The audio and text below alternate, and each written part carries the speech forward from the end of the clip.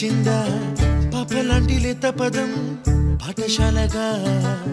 కూనలమ్మ జానపదం పల్లె దాటి వచ్చిందా చవళిల జానతనం పాట చూపగా కుంచెలో